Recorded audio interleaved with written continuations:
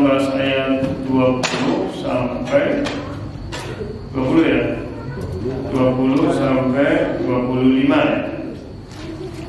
20 sampai 25.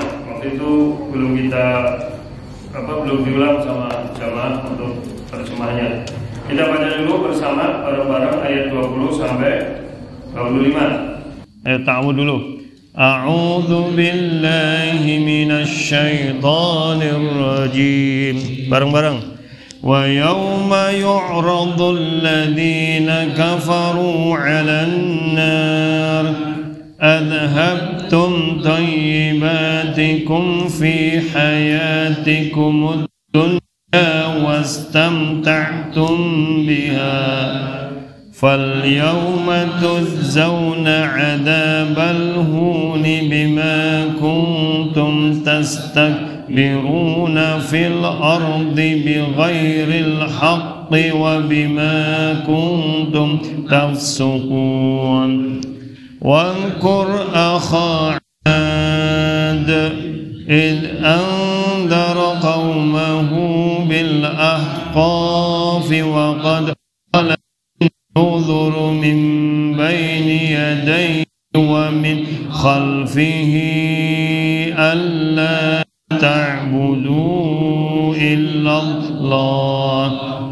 إني أخاف عليكم عذاب يوم عظيم قالوا أجئتنا لتأفكنا عن آلهتنا فأتنا بما تعدنا إن كنت من الصادقين قال إنما العلم عند الله وأبلغكم ما أرسلت به ولكني أراكم قوما تجهلون فلما رأوه عارضا مستقبل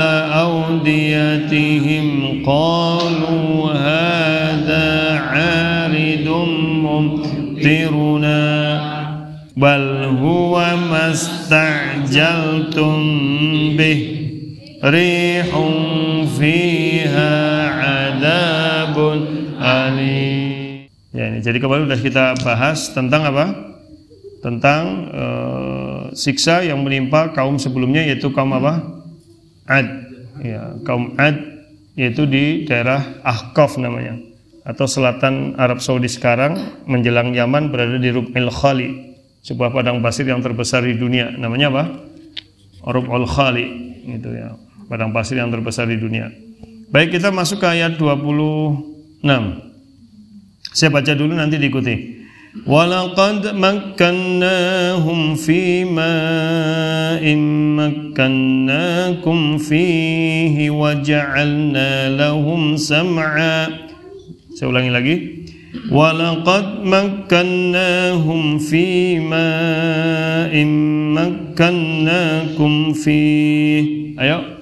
وَلَقَدْ مَكَّنَّاهُمْ فِي مَاءٍ مَكَّنَّاكُمْ فِيهِ وَجَعَلْنَا لَهُمْ سَمْعًا وَأَبْصَارًا وَأَفْئِدَةً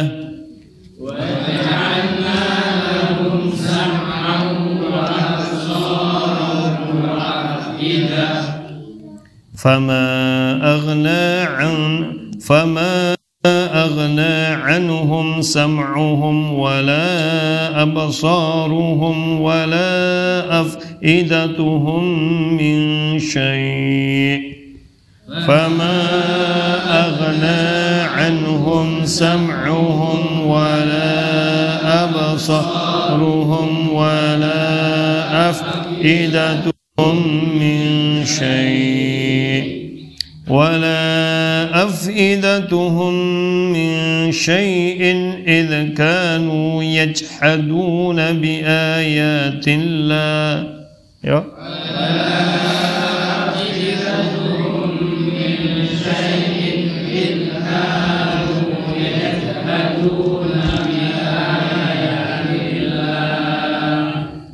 وحاق بهم ما كانوا به يستهزئون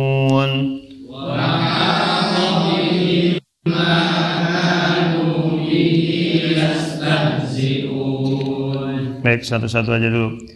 Wa dan la sungguh qad benar-benar ya. Ya la qad itu artinya sama, itu untuk taukid menguatkan ya.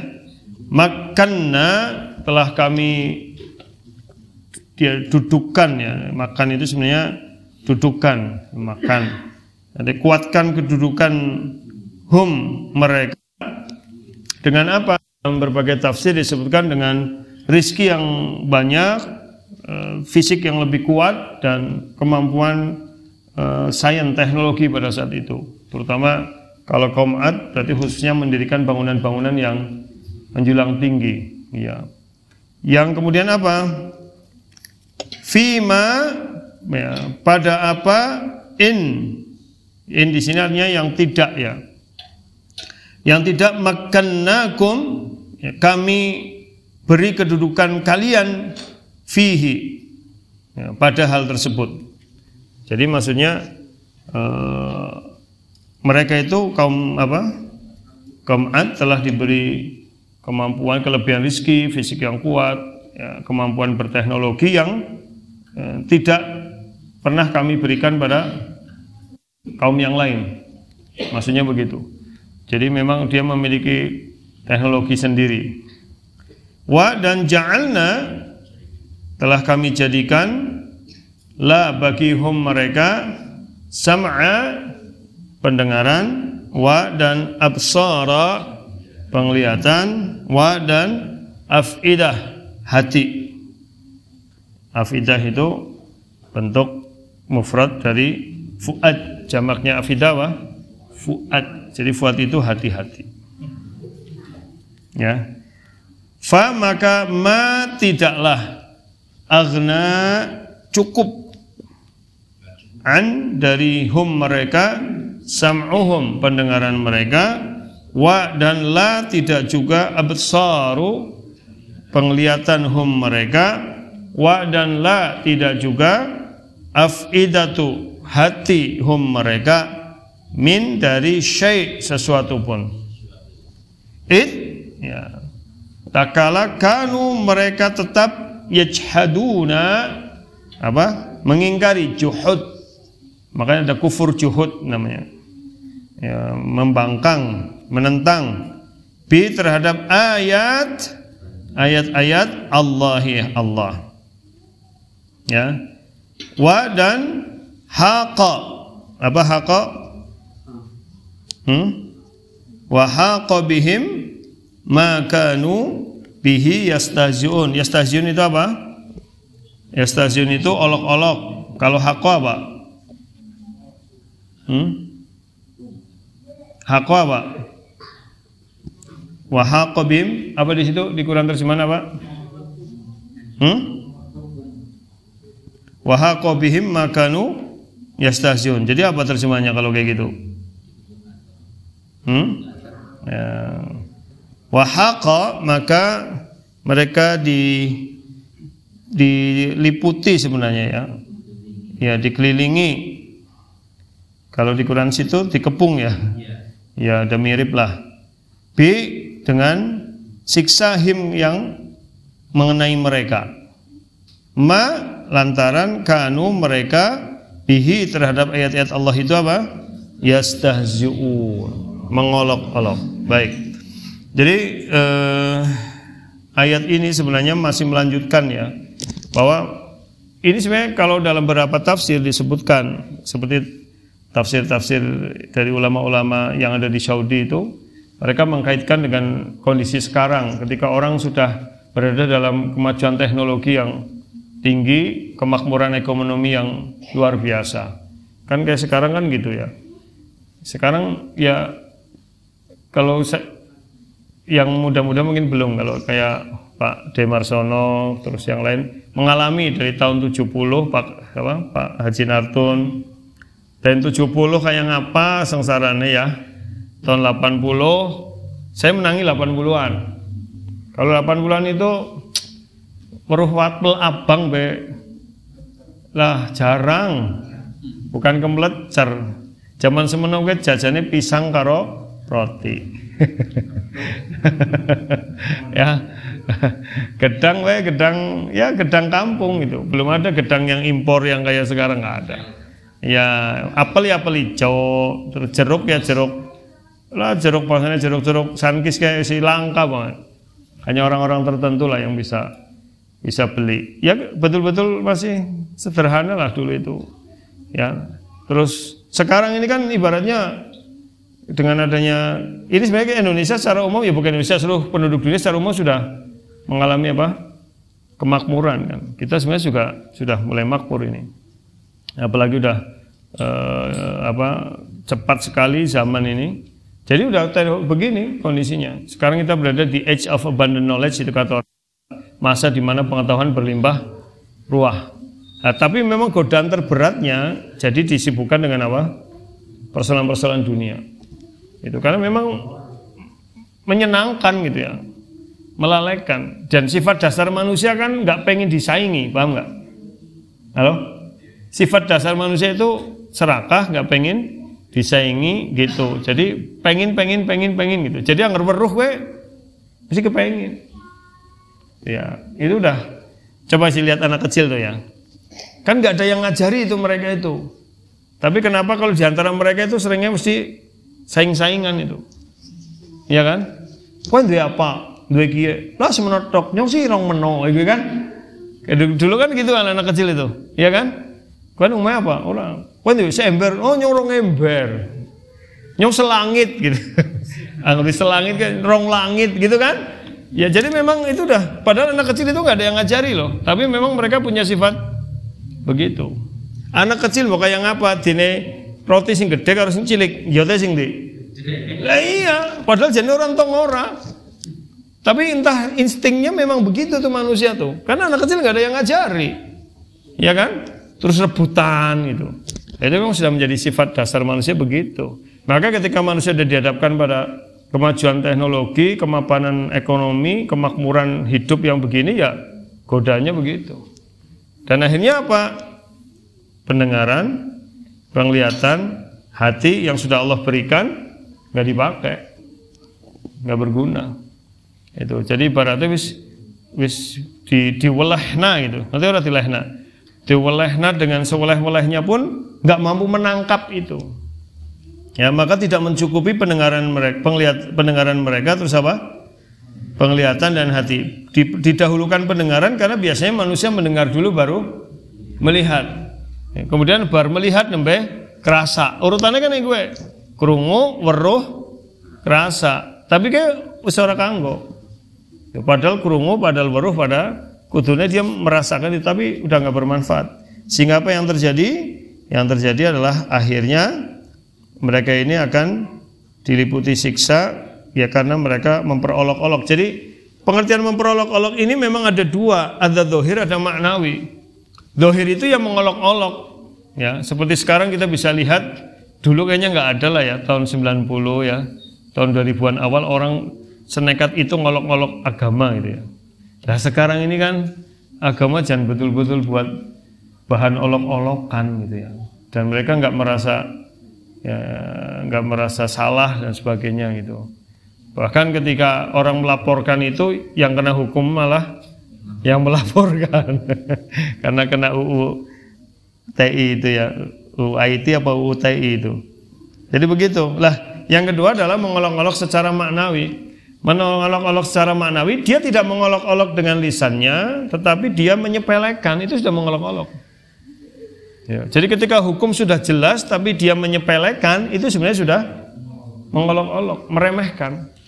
Jadi sudah menganggap itu sebagai lelucon gitu. Ya kayak sekarang yang viral-viral itu kan begitu gitu.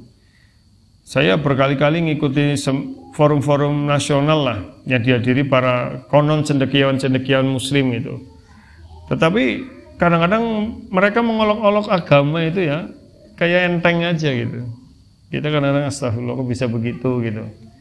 Jadi apa yang menimpa kemarin kayak zikir mengganggu itu di kalangan mereka itu udah biasa kayak gitu-gitu itu. Ledekan-ledekan seperti itu. Itu yang kadang-kadang kita ngeri gitu. Jadi itu yang sifatnya lisan, tapi yang sifatnya itu yang menyepelekan.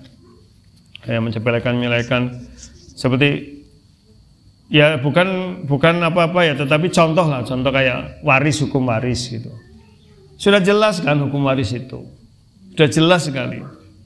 Ya, mungkin secara lisan tidak mengolok-olok ya, tetapi secara sikap gitu loh.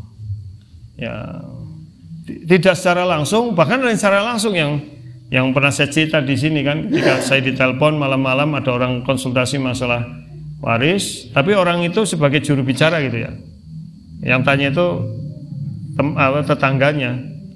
Nah, ketika dijawab sudah ketemu bahwa bagian laki-laki 2 dibanding 1 wanita, itu dia nelpon lagi, Ustadz, ini katanya lah urusan nganggo hukum Islam lah. Gitu. Dibagi rata bae sing adil. Gitu. Coba kalimat itu cermati baik-baik. Nggak usah pakai hukum Islam lah, dibagi rata bae sing adil. Nah, lihat kalimat itu. Berarti kan sebenarnya mereka menganggap iya, gitu. Itu kan sudah mengolok-olok. Padahal adil itu kan berdasarkan hawa nafsu mereka. Itu bukan adil gitu. Ya, itu adalah mengikuti hawa nafsu.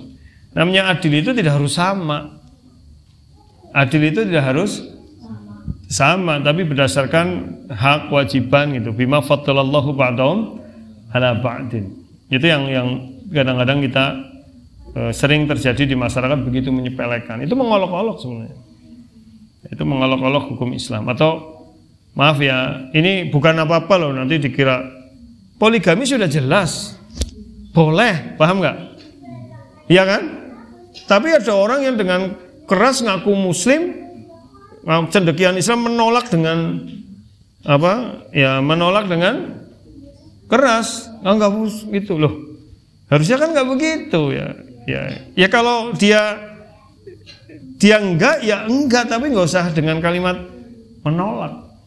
Paham nggak itu? Iya, bilang aja itu memang syariat, ada kebolehan, tapi saya tidak. Selesai, Mbok. Saya tidak melakukan. Kenapa? Angel ngulet maning misalnya kayak gitu ya. Orang nasi gelem misalnya. Repot ngurusi jiber repot. Selesai masalah kan? Halo? Lah ya orang usah ndadak ini budaya Arab gitu kan? Oh, kok ora belajar Arab kowe. Nek belajar Arab sing temenan, budaya asli Arab justru poliandri. Poligami itu budaya Eropa. Nggak percaya? Cek itu dalam sejarah-sejarah. Eropa itu lebih gila daripada Arab. Arab itu poliandri. Satu wanita bisa punya banyak suami.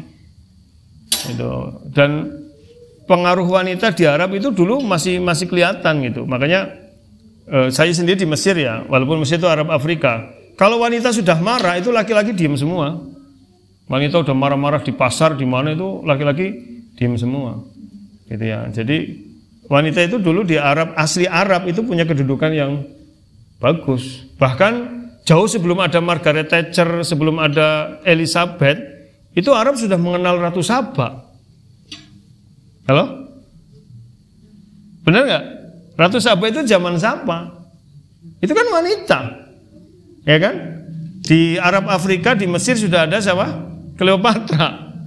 Jadi ketika Barat keluar masalah emansipasi, Arab Islam itu patriarkas, Arab itu patriarki, ya, berarti dia belajar sejarahnya nggak tuntas gitu.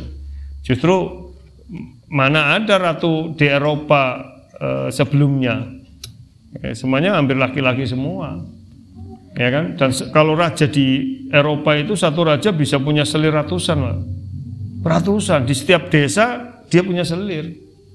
Itu kalau di Arab itu enggak itu. Lah Islam hanya gara-gara membolehkan punya istri berapa? 4. Wah, boleh diserang habis-habisan itu. Boleh diserang habis-habisan, padahal Barat itu yang jago-jagonya poligami itu luar biasa. Ya, jadi ini yang sebenarnya kelihatan sekali lah, karena mereka menghilangkan sejarah kemudian mendiskreditkan Islam. Itu juga mengolok-olok sebenarnya. Sebenarnya nggak perlu begitu. Kita cukup ya memang poligami diperbolehkan dalam Islam, kan begitu ya? Ya, hanya saya tidak bisa, saya belum bisa, selesai.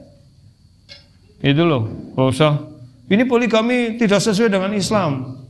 Asas pokok dalam Islam itu istri ya hanya satu, gitu. Terus memaksakan tafsir dengan tafsir jalan lain, gitu ya.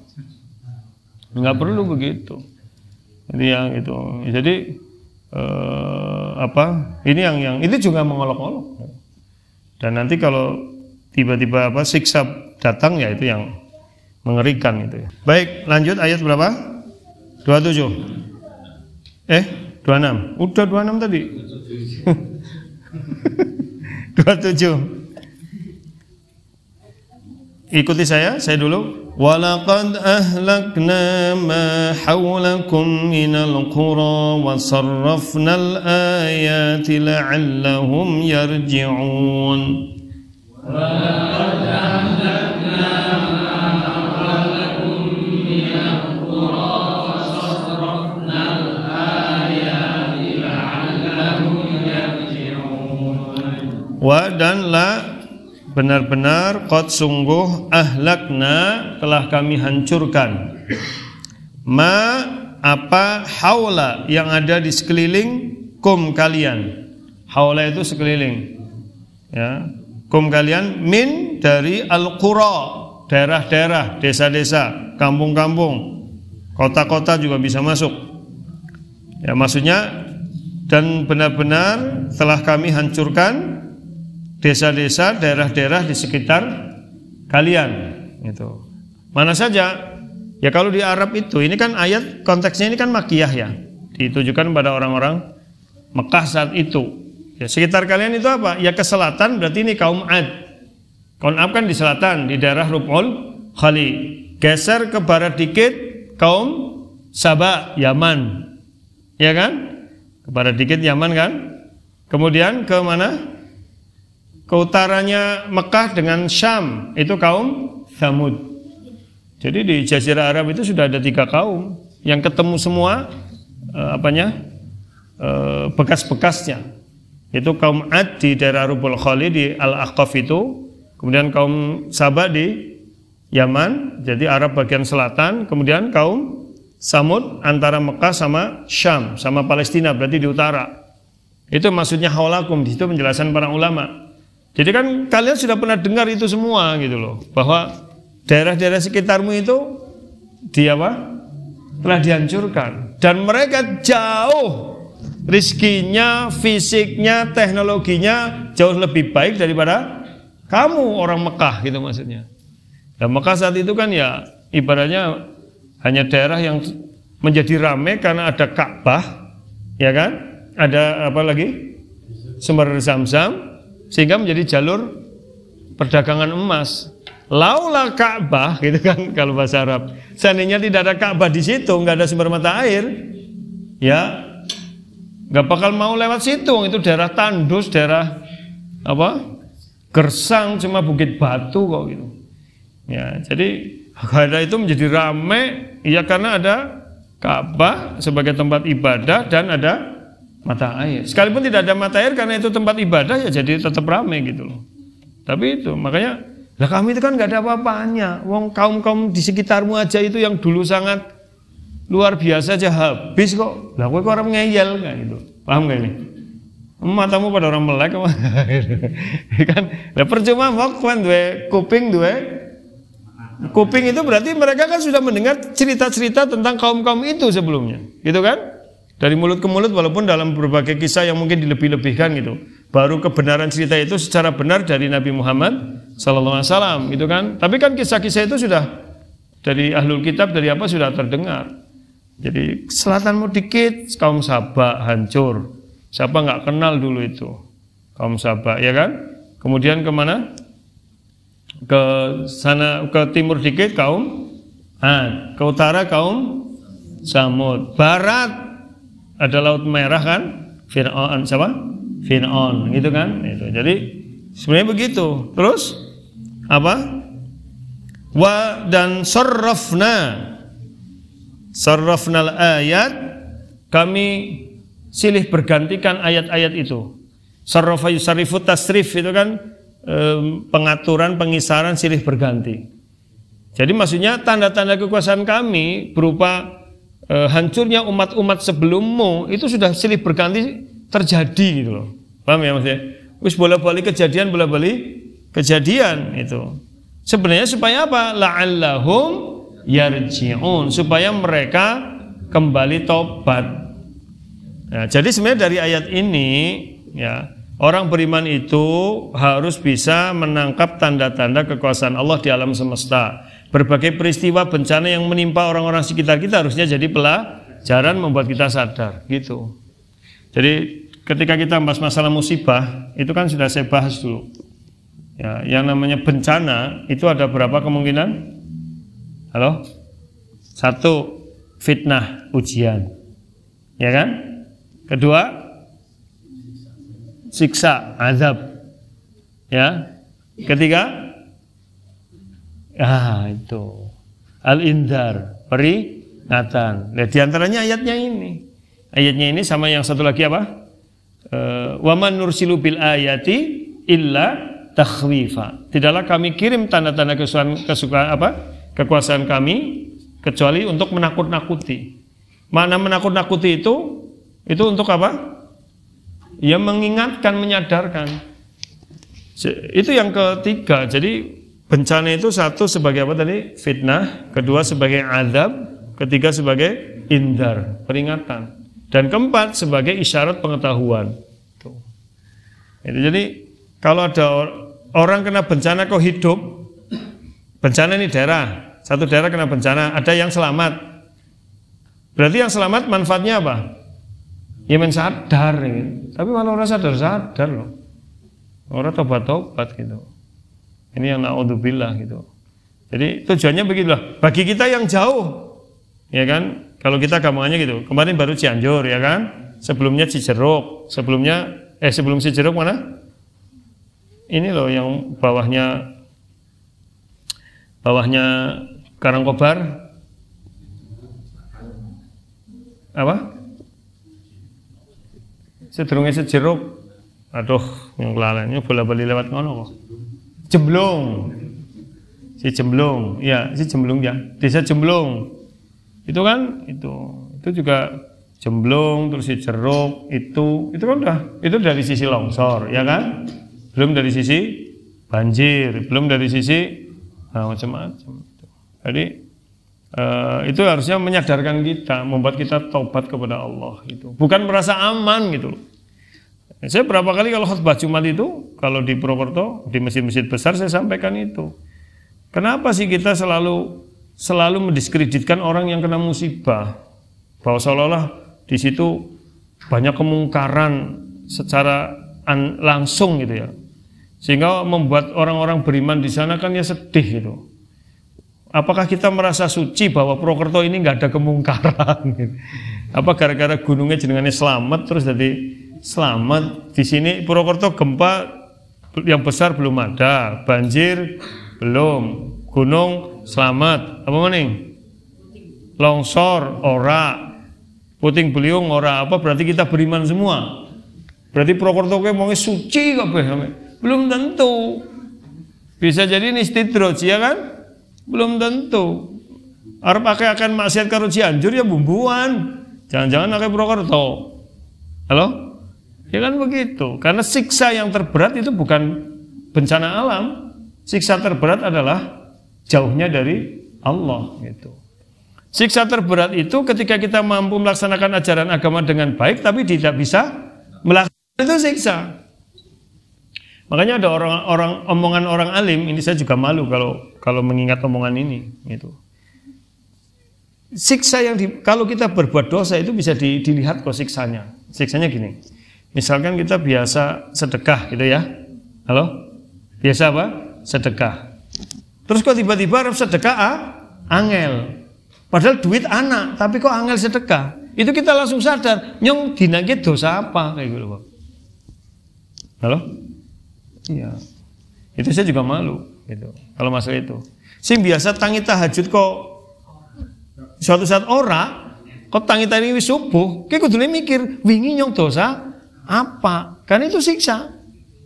Sing biasa tangi subuh, tangi tahajud kok mendadak bablas, Kowe berarti mengine dosa apa atau dina wingi dosa apa? Itu begitu kalau orang beriman. Ya, bukan ya siksanya gitu, sing biasa tahajud tadi itu, gitu loh. Sing biasanya orang masbuk gitu. Kok tiba-tiba masbuknya nyok dosa apa mau? Halo? Iya. Insya Allah kalau maghrib tadi nggak ada yang masbuk. Karena kalau Senin sama Kamis kan puasa, jadi komatnya mendan suwe. Iya, sing mangkat disikan maring masjid berarti sing ora puasa kayaknya. Ya ora sih. Sing ora puasa juga nang omah Kamis iki mendan suwe kae. Ya kan gitu. Paham ya? Jadi justru siksa yang lebih berat bagi orang beriman itu ketika dia bisa berbuat baik tapi tidak bisa berbuat, itu siksa, bukan bencana. Karena bencana alam bisa jadi itu menggugurkan dosa, jelas ya, menggugurkan dosa. Orang yang mati kena bencana alam belum tentu siksa, kan kita nggak tahu. Seandainya itu siksa, berarti selesai dia mati, selesai sudah, dia nggak bisa menambah dosa, betul nggak? Sementara sing selamat itu belum tentu nikmat, karena ketika dia selamat hidup belum tentu nambah pahala, jangan-jangan nambah dosa terus. Ngeri itu loh. Iya. Saya pernah, ya ini hanya ngobrol aja. Sering kalau saya ngisi pengajian itu, kalau haji itu, Ustadz gimana sih kiat-kiat khusus mendapatkan haji mabrur? Nah, saya jawabannya, selagi jenengan sudah melaksanakan rukun wajib sunnahnya selama haji dan niatnya bersih karena Allah, insya Allah mabrur. Ya. Kemudian caranya Ustadz bisa mempertahankan haji mabrur. Pengen ngerti caranya gampang? Iya Ustadz. Balik kaji rong dina mati. Halo? Balik kaji rong dina mati. Bar balik kaji terus orang pada salaman jaluk maaf urung sempat ngerasani wong mati. Merdeka kan? Halo? Iya. Berat gue nek balik kaji si urip suwe. Berat itu. Orang andel takon sih pada kaji gue.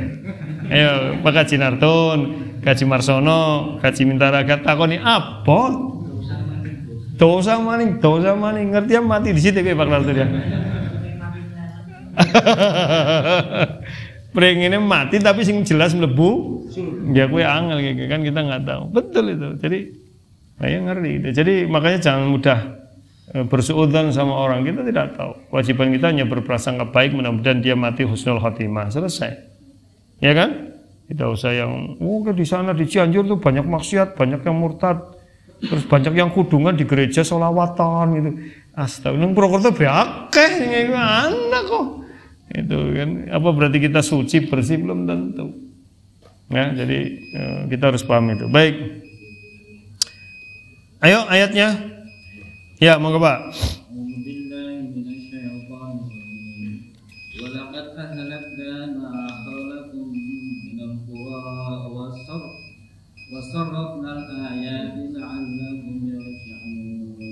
Ya. Dan laqad sungguh benar-benar ahlakna telah kami hancurkan ma haulakum apa yang di sekitar di sekeliling minal qura kalian dengan apa yang di sekeliling kalian minal qura dari desa-desa, dari penduduk desa-desa dan sarofna kami ulang-ulang, kami pergilirkan ayat-ayat la'allahum yarji'un agar supaya mereka kembali supaya mereka yarji'un kembali dari kekufuran. Ya, Masya Allah, barakallah. Bentar.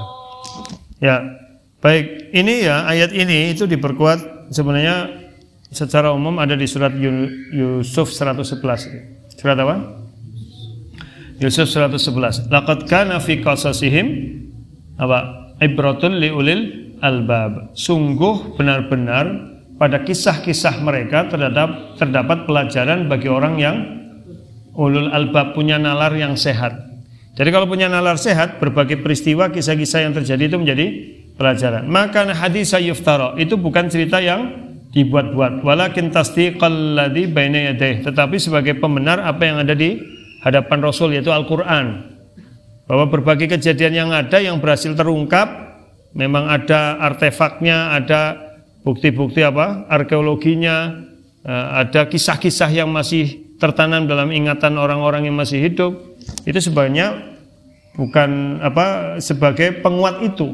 Wa tafsila likulli syai', menjelaskan segala sesuatu, wa huda wa busyra liqaumi yu'minun, petunjuk dan rahmat bagi kaum yang beriman. Jadi kisah-kisah itu terdapat kayak gitu Bapak-bapak. Jadi kita harus pahami kisah-kisah itu memang benar terjadi, menjadi pembelajaran. Dan saya sudah sampaikan, kita berada di akhir zaman, tidak ada siksa kolektif. Karena kalau siksa kolektif kan habis nih umat manusia. Nah, yang ada adalah siksa siksa area. Siksa-siksa area-area. Hanya area buat pelajaran-pelajaran bagi kita gitu ya. Cuma kita kan tidak tahu apakah bencana yang terjadi itu satu apa tadi? Kalau ujian pasti. Ujian itu pasti. Apakah itu siksa? Ya, apa itu peringatan atau itu ya itu. Jadi yang harus hati-hati di situ. Kalau ujian udah pasti, semua kehidupan itu ada ujiannya. Makanya yang belum pasti kan siksa atau bukan. Makanya itu harus hati-hati, jangan menuduh-nuduh gitu. Cukup kita ngaca diri gitu ya. Jadi itu sikap yang baik. Satu lagi ayat selesai habis ini. Baca bersama. Falaula nasarahumul ladzina ittakhadhu min dunillahi qurbanan aliha. Ayo. Falaula nasarahumul ladzina ittakhadhu min dunillahi qurbanan aliha bal dhallu anhum وذلك إفكهم وما كانوا يفترون.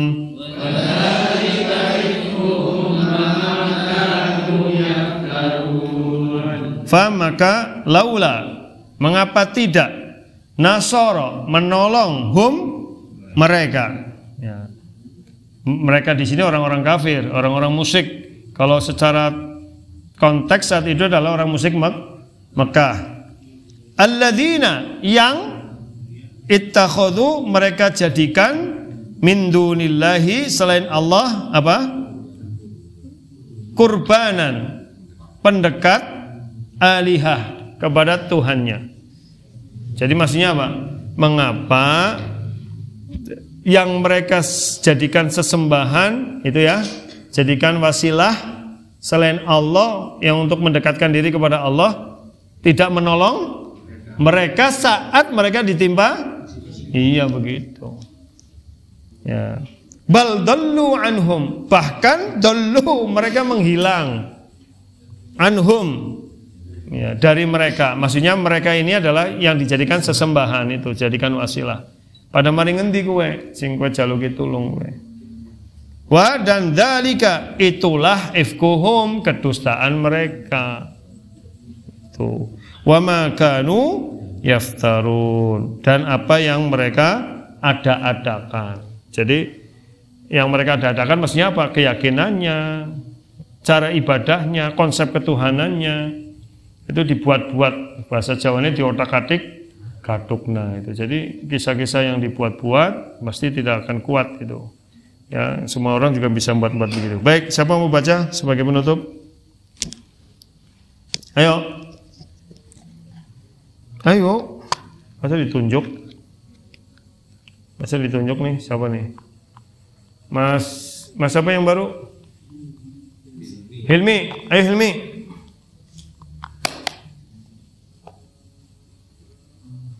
Ayo dibaca. Falaula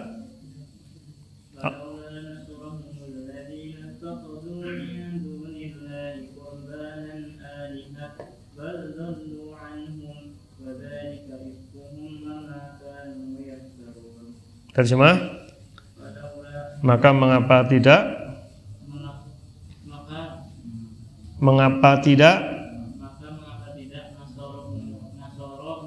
menolong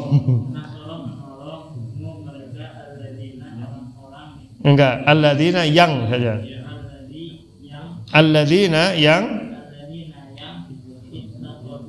mereka jadikan duni selain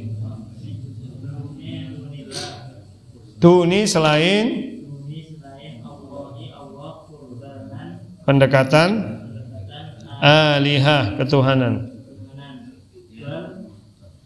Bahkan mereka menghilang dari mereka kedustaan mereka dan apa-apa kanu yang mereka buat-buat, mereka ada-adakan. Baik, saya kira cukup untuk kali ini.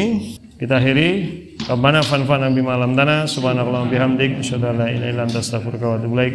Assalamualaikum warahmatullahi wabarakatuh.